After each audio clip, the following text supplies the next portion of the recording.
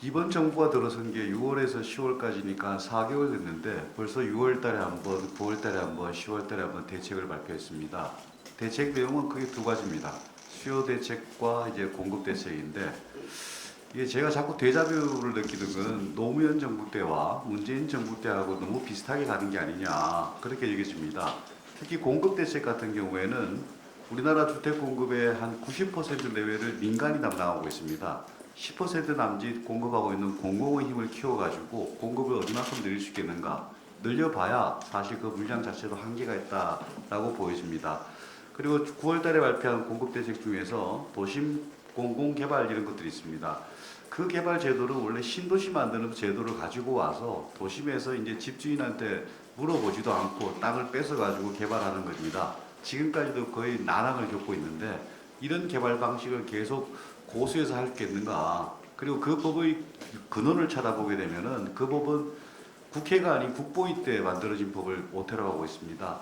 그 법을 아직까지 갖고 있는 나라는 전 세계적으로 아마 우리가 거의 유일한 나라가 아닌가라고 보여집니다. 그리고 이제 수요 대책 같은 것들을 이제 많이 발표했습니다.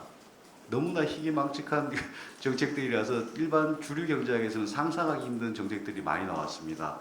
뭐 대출 규제에다가 토지거래허가제 같은 것들도 있었죠. 사실 토지거래허가제 같은 경우에는 문재인 정부 때 주택거래허가제를 시도하려고 하다가 여론이 반발이 많아지니까 토지거래허가제를 활용해서 실질적인 주택거래허가제로 악용돼서 사용되고 있습니다. 사실 그 토지거래허가제는 신도시 같은 것들을 개발할 때 주변의 투기를 막기 위한 제도인데 그런 것들을 서울 도심으로 끌고 왔습니다. 지금은 서울시 전역과 경기도 일부가 그 대상이 되어 있는데 상당히 심각합니다. 제가 주택거래허가제 또는 토지거래허가제를 외국에서 쓰지 않으니까 주택거래허가제는 어느 나라에서 쓰는가를 한번 찾아봤습니다. 찾아보니까 독일에서 한번 한 적이 있습니다. 보니까 그때 나치 때 했습니다.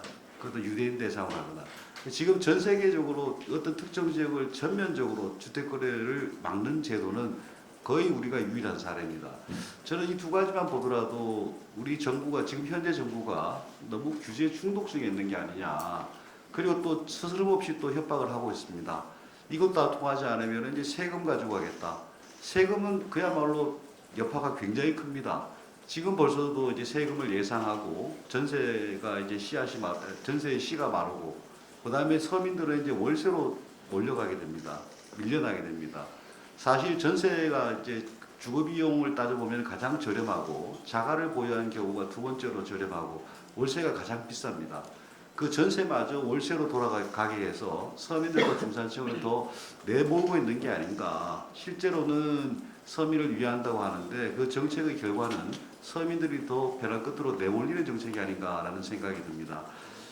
그리고 이제 뭐 지금 규제 중독성이 이제 잡혀 있는데 사실 제가 인수위에 있을 때도 그 규제 같은 것들을 어떻게 한번 조정해 볼까라고 고민을 좀 많이 했었습니다. 근데 규제를 만드는 건 쉬워도 그걸 규제를 좀 헝클어진 걸 좀 풀고 하는 것들은 굉장히 지난한 작업입니다. 그리고 국민들 자체가 뭐 냄비 안에 그 개구리 뭐 그런 형태. 지금 우리가 갈라파고스보다도 더 심각하게 그런 규제를 갖고 있는데 우리 국민들은 그걸 정상으로 알고 있습니다. 전 세계적으로 이 나라가 없거든요.